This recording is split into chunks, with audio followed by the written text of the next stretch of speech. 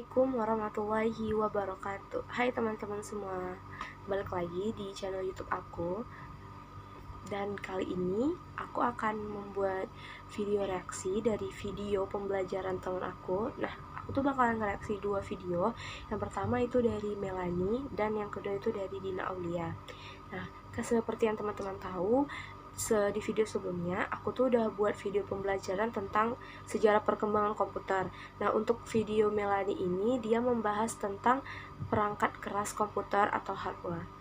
Nah, jadi kita bakalan ngereaksi video dia. So, let's check this out.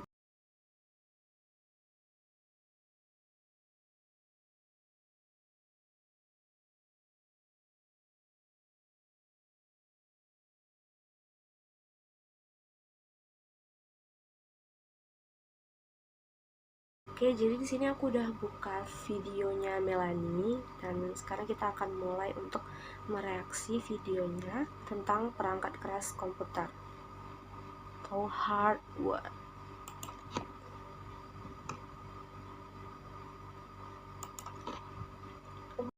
Bismillahirrahmanirrahim. Assalamualaikum warahmatullahi wabarakatuh. Saya Melanie Patricia dari Pendidikan Matematika 6B Winsus Karyau akan menyampaikan materi mengenai perangkat keras komputer untuk memenuhi tugas mata kuliah komputer dan pemrograman. Selamat menikmati. Yang pertama yaitu perangkat keras, sebuah komponen fisik pada komputer yang digunakan oleh sistem untuk menjalankan perintah yang telah diprogramkan, atau dalam arti sebuah komponen pada komputer yang bisa disentuh, dilihat, dan diraba. Perangkat komputer yang pertama yaitu CPU, pusat pengendali pada sebuah komputer yang mengatur semua instruksi program dan semua aktivitas yang dilakukan oleh komputer, sehingga CPU biasa disebut sebagai otak dari komputer. Selanjutnya itu motherboard, mainboard, yaitu papan sirkuit utama yang berguna sebagai tempat macam-macam komponen elektronik yang saling terhubung dan memiliki chip BIOS dan lainnya. Selanjutnya itu monitor, sebuah perangkat keluaran yang digunakan untuk mengeluarkan hasil pemrosesan yang dilakukan oleh komputer berupa informasi yang dibutuhkan. Selanjutnya keyboard, seperti yang dapat dilihat pada PowerPoint, keyboard itu tempat untuk mengetik, biasa kita ketik. Selanjutnya itu mouse, perangkat masukan yang berguna sebagai petunjuk posisi kursor atau pointer.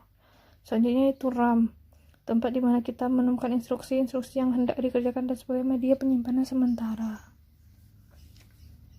Selanjutnya itu hard disk, tempat menyimpan. Hard disk ada versi kecilnya seperti flash disk. Hard disk ini bisa menyimpan data yang banyak. Selanjutnya prosesor adalah perangkat keras yang berguna untuk melakukan pembacaan, pengertian, dan melaksanakan perintah yang lainnya. Power supply, perangkat keras komputer yang digunakan untuk memberikan tenaga dan energi arus listrik pada komputer. Selanjutnya itu yaitu LAN card. Bisa dibaca, LAN card itu adalah jembatan penghubung antar komputer. Selanjutnya VGA, perangkat keras yang berfungsi untuk merubah sinyal digital menjadi sinyal gambar. Bentuknya bisa dilihat pada gambar. Selanjutnya headset, perangkat keras komputer yang berfungsi sebagai media pengeluaran untuk gelombang suara yang telah disistem oleh komputer. Sekian, terima kasih telah menonton. Oke, itu tadi teman-teman bisa lihat video dari Melanie. Kalau menurut saya akan memberikan sedikit komentar. Nah, di video itu cukup bagus untuk penyajian, maksudnya untuk tema PowerPoint-nya. Terus kita lihat juga di situ Melanie udah melampirkan beberapa gambar dari hardware seperti keyboard, terus ada CPU, hard disk, ada kipas untuk pendingin komputer tadi. Terus di videonya juga dijelaskan secara singkat, sehingga yang nonton juga nggak terlalu pusing dengan bahasa penjelasannya. Nah, kalau kita lihat dari keseluruhan videonya lumayan bagus. Nah, selanjutnya kita lanjutkan itu untuk video kedua dari Dina Aulia. Oke, kita bakalan cari di sini Dina.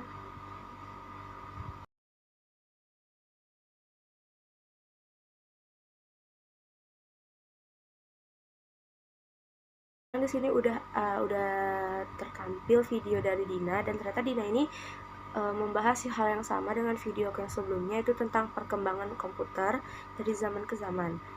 Nah, mari kita lihat.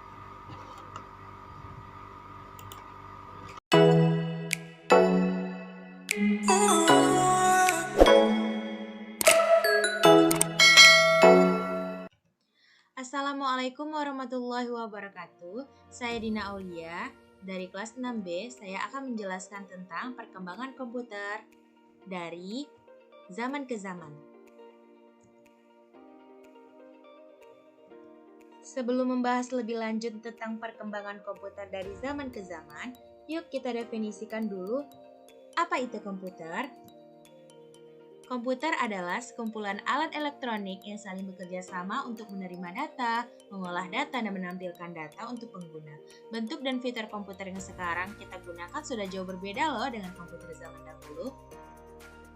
Perkembangan komputer. Proses perkembangan komputer tidak serta-merta secanggih saat ini karena memang mengalami proses. Komputer sekarang memang telah jauh berbeda dengan komputer terdahulu, mulai dari segi bentuk, kinerja, hingga komponen yang dipakai. Berikut saya akan sampaikan perkembangan komputer dari generasi ke generasi.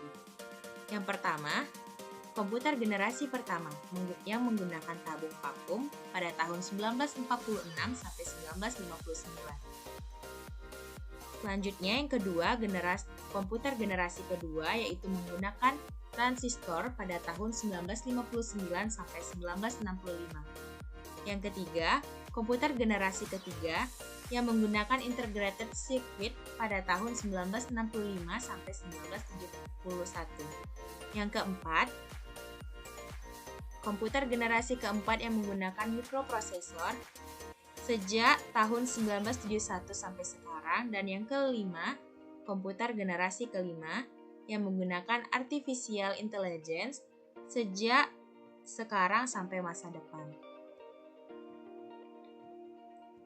Komputer generasi pertama, tahun 1946 merupakan tahun diciptakan komputer generasi pertama. Komputer generasi pertama ini menggunakan tabung vakum sebagai komponen dasar pembuatan. Tabung yang digunakan sebagai komponen dasar ini memang dikenal tidak efisien di beberapa aspek karena cepat sekali panas ketika dipakai. Selain itu, komponen ini membutuhkan daya listrik sangat besar dalam pengoperasian. Nah, ciri yang pertama, memiliki hardware yang jauh lebih besar serta membutuhkan ruang yang luas. Interior desain sistem operasi dibuat secara spesifik dan hanya dapat melakukan tugas tertentu. Program hanya dapat dibuat memakai bahasa mesin, menggunakan silinder magnetik untuk menyimpan data, membutuhkan daya listrik sangat besar, butuh mesin pendingin karena sangat cepat panas, kapasitas penyimpanan yang kecil, kinerjanya lambat, menggunakan tabung hampas sebagai sirkuit. Komputer generasi kedua. Nah, komputer generasi kedua, tahun 1959, komponen dasar untuk merancang komputer adalah teknologi transistor. Komponen ini dinilai jauh lebih efisien jika dibandingkan tabung vakum pada komputer generasi pertama tadi. Transistor mempunyai ukuran lebih kecil dibandingkan tabung vakum, serta daya listrik yang diperlukan juga lebih kecil untuk pengoperasiannya. Biaya pembuatan juga jauh lebih terjangkau. Ciri-ciri komputer generasi kedua. Yang pertama, telah menggunakan operasi bahasa pemrograman tingkat tinggi Fortran. Kapasitas memori utama menggunakan magnetic core storage, menggunakan simpanan eksternal seperti magnetic tape dan magnetic disk, mampu memproses secara real time dan real sharing. Ukuran fisik jauh lebih kecil dibanding komputer di generasi pertama. Kinerjanya lebih cepat, daya listrik lebih kecil. Yang ketiga, yaitu komputer generasi ketiga. Transistor masih tetap digunakan, tapi ukurannya diperkecil. Beberapa transistor yang berukuran kecil tersebut dimasukkan di IC bersamaan dengan resistor dan kapasitor. Komputer generasi ketiga menjadi komputer pertama yang membuat operator dapat berinteraksi menggunakan keyboard dan monitor dengan tampilan sistem operasinya. Selain itu, komputer ini membutuhkan biaya lebih murah sehingga dapat dijangkau masyarakat umum. Hebat bukan? Komputer dapat melakukan multiprocessing, komputer sudah menggunakan visual display dan dapat mengeluarkan suara. Menggunakan penyimpanan eksternal seperti disket magnetik, mampu melakukan komunikasi dengan komputer lain. Nah, selanjutnya yang keempat, komputer generasi yang pertama dapat menggunakan AI Large Scale Integration sudah memakai semikonduktor dan mikroprosesor yang berbentuk seperti chip untuk memorinya, dipasarkan pada sektor perorangan, munculnya komputer terbaru yang lebih efisien dan mudah dibawa kemanapun seperti laptop. Yang kelima, komputer generasi kelima. Generasi kelima ini sebenarnya masih tahap pembangunan, yang mana generasi ini akan mempunyai teknologi yang dibuat berdasarkan kecerdasan buatan atau artificial intelligence. Nah, dalam sejarah perkembangan komputer, pengembangan komputer generasi kelima ini bertujuan agar dapat menghasilkan komputer memiliki kemampuan untuk mendengar, berbicara, melihat, dan bisa lebih canggih lagi. Bahkan dapat memberikan kesimpulan layaknya manusia. Wow, tambah keren ya perkembangan komputer dari zaman ke zaman. Thank you.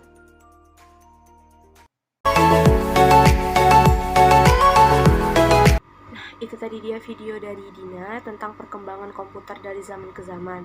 Nah, untuk keseluruhan video Dina itu sangat bagus ya, kita bisa lihat tadi dimana penjelasan Dina tentang materi ini tuh sangat menarik. Orang juga bakalan suka untuk menonton video dia. Selain itu juga video yang ditampilkannya, yang disajikannya itu buat mata kita tuh tenang gitu karena warnanya yang cerah, yang fresh. Terus juga Dina tuh menampilkan bentuk komputer dari zaman ke zaman dengan jelas. Dia juga menjelaskan gimana sih ciri-ciri komputer dari zaman ke zaman. Nah, pokoknya untuk keseluruhan videonya itu keren banget. Oke, sekian dulu video kali ini. Semoga teman-teman suka videonya. Dan kalau misalnya teman-teman pingin berkunjung ke dua channel teman aku tadi, aku bakalan drop akun mereka, drop channel mereka di description box dong. Pokoknya aku bakalan kasih tahu channel mereka dan kalian bisa tonton videonya langsung di situ, dan aku yakin kalian bakalan suka sama videonya. Sekian dulu dari aku. Terima kasih telah menyaksikan video ini. Assalamualaikum warahmatullahi wabarakatuh. See you.